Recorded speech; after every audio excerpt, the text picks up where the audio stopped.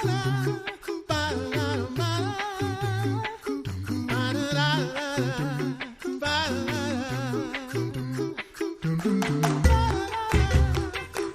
listening to The Coffee Hour. I'm Andy Bates. I'm Sarah Gulseth. It is Bach Week. Yes. And we get to continue our conversations in the Set Apart to Serve series. While we couldn't have a conversation with J.S. Bach about being a cantor and amazing. church worker, which would be pretty awesome. We'd have to break some rules of physics, though. It might be a little challenging. Time, space, stuff. Continuum. Yeah. Yes. Yeah. No, but we are going to talk with a cantor, much like Bach, who also knows something about Bach as well. Yes. So we'll have that conversation in just a moment. Thanks to Concordia University, Wisconsin for supporting the Coffee Hour. Find out more about Concordia University, Wisconsin at cuw.edu. Live uncommon. Joining us today, Cantor Matthew Machemer of Concordia Theological Seminary in Fort Wayne, Indiana. Cantor Machemer, thanks for joining us today. Great to be back with you, Andy and Sarah. We are looking forward to digging into a couple of things, what it's like to be a cantor, or in the Lutheran Church Missouri Synod, we also use the nomenclature Director of Parish Music. And so we're going to talk about that a little bit. And where's the connection to Bach, since it's Bach Week as well, Bach being a cantor. I'm sure that you have some insights on that for us as well. But let's first talk about your path into becoming a church work professional, a church musician. When did you start considering a career in church music? Well, I think for me that happened pretty early on. My parents are both church workers. My mom's a Lutheran school teacher. My father is a DPM, is a church musician, and has been for his entire career. So I kind of grew up with it all around the house. And I just loved it. I was always listening to the things that my dad was playing, or listening to the choir. In my middle school years, I got snarky and I would critique him, whether he wanted that critique or not. But no, I had these memories even from an early age, sitting up in the balcony, watching him play, or I would right in the middle of a brass group, or I think at 3 or 4, one day my mom brought me for a choir warm up, and I warmed the choir up. I directed them from my little stool. So when I got to the end of my high school time and I was considering where and what I wanted to do as a career and where I wanted to pursue that, I kind of came to the realization that I couldn't really think of doing anything else. And I knew I wanted music to be a part of my life. But at that point, at about 18 or 19, I thought, I think I would like to do this as a career. And why would I do anything as a career if it wasn't in the church? So church music for me was that was when I kind of made the conscious decision to pursue it professionally. So then what was your path once you were at that deciding point, age 18, thinking about where to go to college?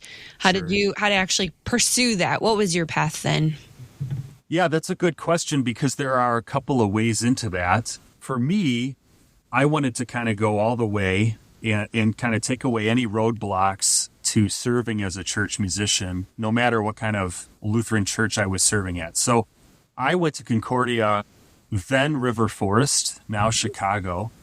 And instead of actually pursuing the DPM, the Director of Parish Music degree, after some conversations with some of the music faculty there, I decided to pursue a Bachelor of Music Education. It was a little bit of a busier degree, but it was extremely comprehensive. And then I supplemented that with some composition lessons, organ lessons, lots of ensemble work, because I wanted to not have, again, any roadblocks to serving any type of Lutheran parish. So I thought, if I'm in a place with a school, which I would love to be, I want to have that education side so that I'm well equipped to teach in the school as well as to teach and work on the church side of things. So for me, that was my path. I came to all of that kind of late. I didn't even start studying organ until the summer after my senior year of high school. And I had my dad, after some begging, he gave me some crash course lessons so I could learn one piece to play for my audition at Concordia so I wouldn't look dumb. And, so I was kind of a late bloomer with all of those things, but it was great. It was wonderful. And so then after graduation, going through the Concordia system, they helped me secure my first call, and work with Synod to do all of those things. So that's not the only path into this vocation, but that was the path that I chose. You mentioned starting organ really right after high school. When did, or what were some of the other experiences you had with music early on other than observing your parents? Were you in choir? Did you play piano or another instrument? Yeah, all the things. I did start piano very young. I started at about 5 years old. By the time I got to 7 or 8, my parents started having me study with a woman from our congregation instead of with my dad. And so I took piano lessons off and on from 5 all the way to the end of high school. I did solo and ensemble things for piano. And I also learned trombone and played that in band in middle school and high school. I played the bass guitar in our jazz band in high school. I played handbells at church. I sang in the choir all the time. I think in high school I was in maybe 4 different choirs at once or something like that. So while I got to the organ late, I was swimming in that musical world for as long as I can remember. Well, since it's Bach week, in what grade did you begin composition as well? What grade did you begin composing as well? Gosh, I wish that was earlier too. So I started composing or started trying to compose seriously in the realm of church music when I got to Concordia into college. I had dabbled in some composition stuff before then. I did mention that I played bass guitar in our jazz band. I had a brief and maybe regrettable stint as a bass guitarist and lead singer for like 5 or 6 months in like a weird kind of like alternative punk rock band that my friends and I formed. Nice. There was some music writing that happened with that. I don't know if I would call it composing necessarily, but there was some of that too. But really in high school, I started, dabbling with either writing things for this band that we formed or writing these, kind of little piano pieces that I could play and stuff like that. But I really began getting interested in composing for the church right around like senior year of high school, and then really, really as a freshman and following Concordia. Yeah, we've sung some of your pieces and performed some of your stuff. So I'm glad you dabbled in that a little bit. Well, thank you very much. It's always nice to know that stuff can be useful. So this was something that was on your mind since you were a little kid. It was something that wasn't a really hard decision to know that you wanted to do music as a vocation. Were there doubts or roadblocks, things you had to overcome to pursue this along the way, things that were challenges that you had to kind of get through? Oh, yeah, absolutely. I think for me, at least, there's been kind of 2 types of challenges or 2 types of roadblocks or struggles. And some of those are the kind of the personal subjective things I think that we all deal with on some level. And then there are other, kind of more objective struggles. So for me, while I was always kind of enamored with music, I mentioned that by the end of high school, I had kind of come to this realization. But leading up to that point, I was still kind of thinking, what are the things I'm interested in? What do I like to do? And for a long time, as an adolescent, I was like, well, I'm not going to do something. There were about 2 or 3 years in there that I thought, I'm not doing anything with music because that's what my folks have done. And I want to establish myself as somebody different, Mm-hmm. And then by 18, I was like, you're dumb. You actually enjoy this for yourself. You should do this, not because of your upbringing or whatever, but because this just seems like the right thing for you to do. And so that was kind of the initial roadblock. But for me, at least, I still struggle with this a little bit. And as a younger professional, a lot, this idea of kind of measuring yourself up to somebody else. And musicians, I think, particularly are prone to that type of comparison. There's always somebody out there who's better than you are, at least in your own mind. There's always somebody out there who's more talented or has maybe a more glamorous position or has had more success in their career by whatever metric you measure those things. And for me, especially in the first maybe 10 years post-graduation, that was a real big challenge. And I still deal with that now, and And that also communicated itself not only into my own capabilities as a musician, but then I thought, if something didn't go totally right in the classroom or in a service, I thought, well, how did I teach that insufficiently? This has to be some sort of deficiency in, my approach to pedagogy or how I structured this rehearsal, or maybe I just didn't pick the right music for this day.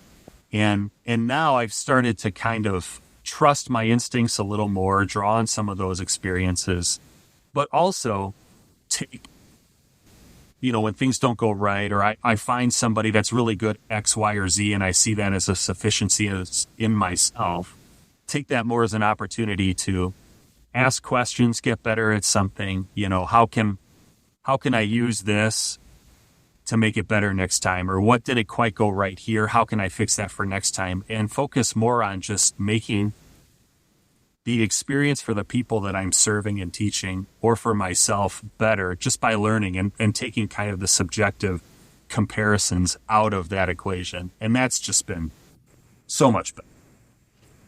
And the only other kind of significant challenge I think might be worth mentioning is that serving in the church is hard.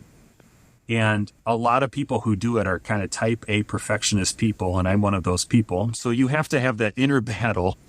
But there's also, it's hard externally too. Sometimes churches aren't the most glamorous places to serve. Sin is real. People in the church struggle with sin. Sometimes that will affect you as a professional or as a worker in the congregation. And you can become discouraged, or you can feel a little bit underappreciated, to put it mildly, or you find yourself in a situation where the church, just for whatever reason, is going through difficult times, and that is the time where the Lord has the Lord has seen fit to place you in that parish.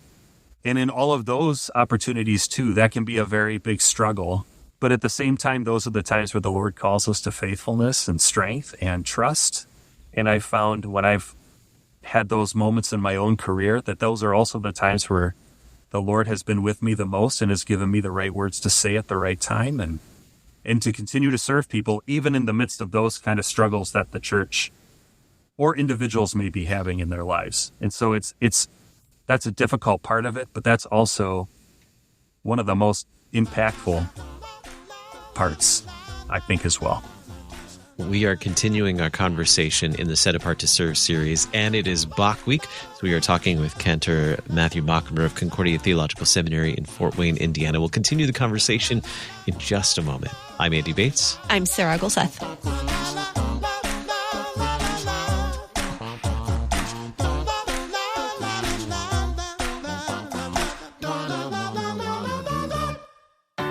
At Concordia University, Wisconsin, we believe you were created for a reason: to use your God-given gifts to help others, to live a life of self-sacrifice in a me-first world, to live a life that's uncommon.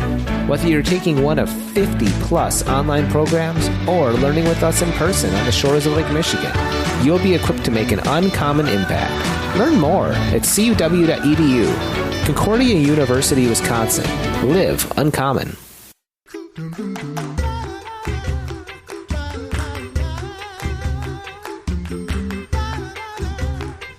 Welcome back to the Coffee Hour. I'm Andy Bates. I'm Sarah Gulseth. It is Bach Week. Yes. And today is also our Set Apart to Serve conversation for the week. We are talking with Kantor Matthew Machemer of Concordia Theological Seminary in Fort Wayne, Indiana, about what it's like to be a director of parish music. We also use the term cantor for those who serve as church musicians quite often as well, for those who are leading church music specifically. So let's talk about some of the duties you have as a cantor or a director of parish music, both at Concordia Theological Seminary, Fort Wayne, and maybe in a parish setting as well. Absolutely. Well, specifically here at the seminary, my duties are many and various. I do a lot of work with our students, specifically in the realm of singing, though not exclusively. On any given year, I conduct 4 or 5 different choral ensembles here on campus. I also work with our students who are instrumentalists and not only helping them hone their skills, but then giving them an opportunity to use them in our daily chapel services. Lots of playing for chapel and other services. lots of planning, hymn planning, liturgical planning, planning for special music, things like that, and some teaching as well. In our seminary here at Fort Wayne, we have 2 classes that our students take in liturgics, in worship, and in conjunction with at least one of those classes every year, there is a lab where students actually have kind of vocal class with myself or Kantor Hildebrand, my colleague, and we split them up into groups of 4 or 5 and have 4 or 5 labs with them over the course of a quarter, where we'll go over kind of some singing basics, introduce them to portions of the liturgy and the hymnody, and just try to get them more comfortable with their voices and more comfortable leading the church's song from the front of the church as opposed to participating in it from the pews, which is what they're more accustomed to when they come to us typically. There's a lot of composing as well. That's more on a need-by-need basis. I don't think that's necessarily a prerequisite for being a church musician, but I have found that helpful in my own service. And I think a lot of those things take place also in a parish. I don't do a lot here that I didn't do in a parish setting before I arrived at the seminary. The only thing that I do a little bit less of is working with students and kids specifically. But in the parish, again, that's kind of, I think, the main point of having a cantor or a church musician is to have someone who can lead and direct the overall musical aspect of your congregation. And so that often expresses itself in rehearsing folks, organizing ensembles, playing, leading the singing in church, and then leading kind of the efforts of music education in a school, if you have a school attached to your church. What do you find most rewarding about doing all of this work? I mean, you are immersed in music all day, every day. So, it's something that you enjoy, obviously, but what are some of the most rewarding parts of what you get to do every day? Well, I think probably the most rewarding is being able to work with people. And I think that really, I had a conversation just this morning that was really quite insightful and brilliant, where I was talking with one of our professors, and he said, I think the difference between using the word cantor and the word musician is that when you're a cantor, you're thinking about the people of your congregation primarily. And when you're a musician, maybe you're thinking about the instrument. So I'm an organist. I play this great big organ. Let me tell you about the organ. Or I'm a cantor. I help to lead the people in the liturgy, in the singing. I help them to make the song of the church their own. So anytime that I get to do that, it's good. Whether that's just simply playing a hymn and having the congregation sing along, or it's, we have a children's choir here on campus. If I'm helping children learn music and appreciate the liturgy, if I'm working with guys, anytime that I get to work with folks and help them participate in music making for themselves in a church context, that's the best. So, and that expresses itself in so many different ways throughout the week, but that's the best. You gave us a great example of one of the distinctions of the term cantor. Where does this term come from, and when did we start using it as a church? Yeah, that's a great question. There's a little bit of ambiguity, I think, in the term, because sometimes it can refer to just perhaps a soloist who is serving a liturgical function of leading or helping facilitate the singing of a certain piece of music. More broadly, it refers to someone who is kind of tasked with leading the church's song in a general sense, whether that's in my context, like at an institution or in a parish. You start seeing the term pop up a lot right around the time of the Reformation. The first kind of Lutheran cantor would be Johann Walter, who worked very closely with Martin Luther and helped kind of proliferate the Reformation through song. And again, like we're talking about this week, Bach is kind of the epitome of the Lutheran cantor. But you have others who come before Bach and also occupy a pretty important role in that. So the term cantor is a little bit more of a churchly term, and it does focus more on someone who helps facilitate good singing and participation in the liturgy and in the service. So it has a liturgical focus to it in that sense as well. Where do you see Bach's influence in the role of the cantor, the things that cantors that you get to do every day? Where do you see that influence in this life, in this vocation? Sure. I was thinking about this, and I think, at least for myself, one of the biggest influences that I see kind of carrying over from Bach is, Bach is kind of the quintessential musician or composer or anything for anyone in the musical world. Everyone will say he is among, if not the most gifted musician who's ever lived. And this is a man who chose to spend his life in pursuit of, and then ultimately in service of, the church. Bach's first few positions, not first few, but first several positions as a musician, were not primarily as a cantor or a church musician, but by his own interest and the way he expressed himself, he was always looking for that. He was looking for a position where he could, in his own words, kind of pursue a well-ordered, a well-regulated church music. That's what he wanted to do. And so I think what's most fascinating about Bach is that he has taken this immense talent that he had, and his main goal was the use of that talent within the church to facilitate the praise of God in the congregation, which ultimately found its expression in Leipzig when he arrived there in the 1720s, and that's where he would spend the rest of his career.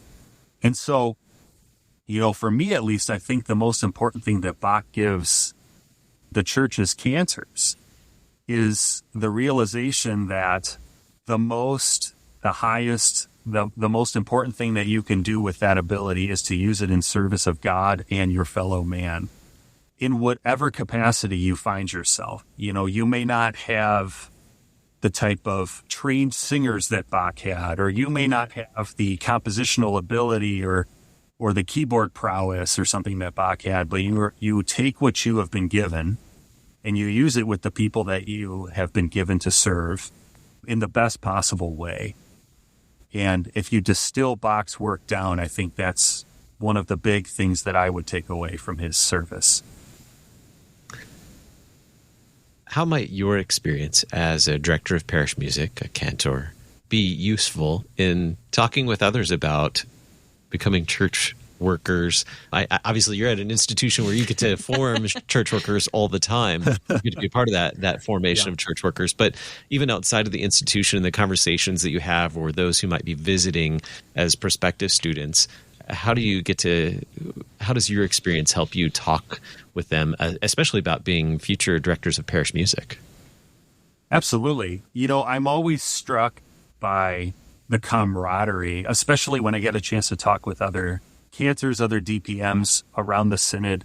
I'm always struck by the camaraderie between those folks, the common encouragement, the common realization that what's most important in this service is, again, providing for the needs of God's people through music. And so when it comes to encouraging other people to look at a vocation like this, I would say that it's really the pastoral use of music.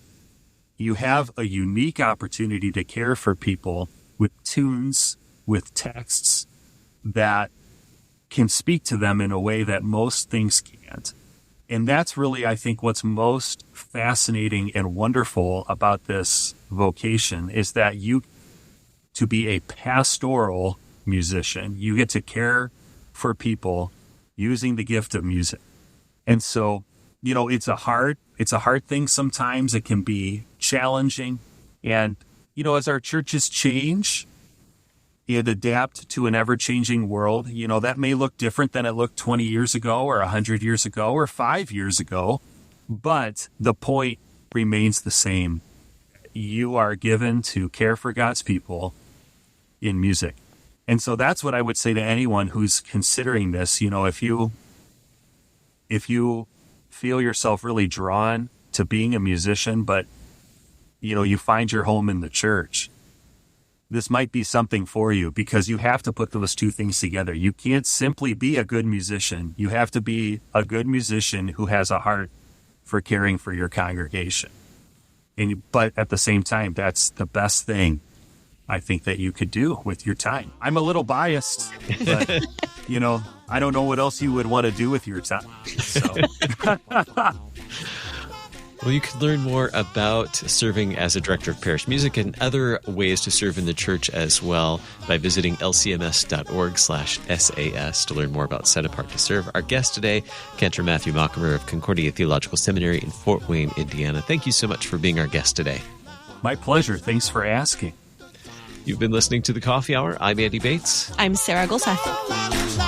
The Coffee Hour with Andy and Sarah is a production of KFUO. To support the Coffee Hour and KFUO Radio, visit KFUO.org. You can also text KFUO to 41444 or send an email to gifts@KFUO.org. And you can call us at 800-844-0524. KFUO. Christ for you, anytime, anywhere.